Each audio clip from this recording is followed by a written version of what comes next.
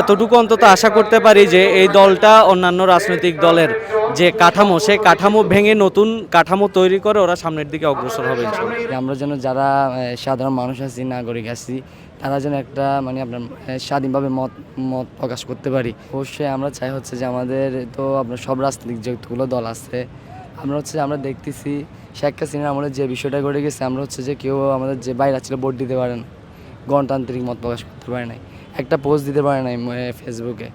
এখন যে রাজনৈতিকগুলো দলগুলো আছে তাদের কাছে আমাদের একটা প্রত্যাশা থাকবে যে আমরা যেন যারা সাধারণ মানুষ আছি, নাগরিক আছি, তারা যেন একটা মানে আপনার স্বাধীনভাবে মত মত প্রকাশ করতে পারি, স্বাধীনভাবে কথা বলতে পারি, আমাদের নিজের অধিকারটা আদায় করতে পারি। এতটুকু তাদের প্রতি আমাদের প্রত্যাশা। আমি নিউ মার্কেটে, চট্টগ্রামে, এই ছাত্রলীগের দ্বারা পাই না মেরুদণ্ডে 3টা হাড় আমার হচ্ছে ফ্র্যাকচার।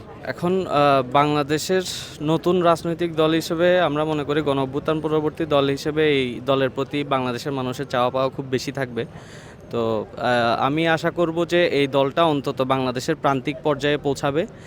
যারা এখনও আসলে নৌকা ধানের শীষে দুইটা থেকে এখনও বের হয়ে আসতে পারে নাই, তাদের কাছে পৌঁছাবে এবং তাদেরকে বোঝাতে সক্ষম হবে যে নৌকা ধানের শীষ এই দুইটার বাহিরেও আরও ভালো ভালো দল আছে, ভালো ভালো দল কাজ করছে, এই আশা রাখতেছে।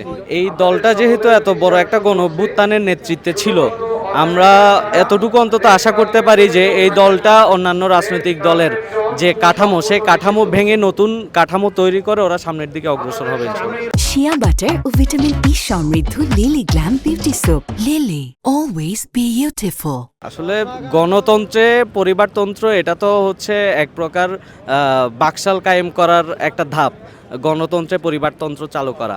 তো এই বিষয়টা এখানে নাই। এরকম আরও বেশ কয়েকটা দল আছে, বাম দল সহ আরও বেশ কয়েকটা দল আছে।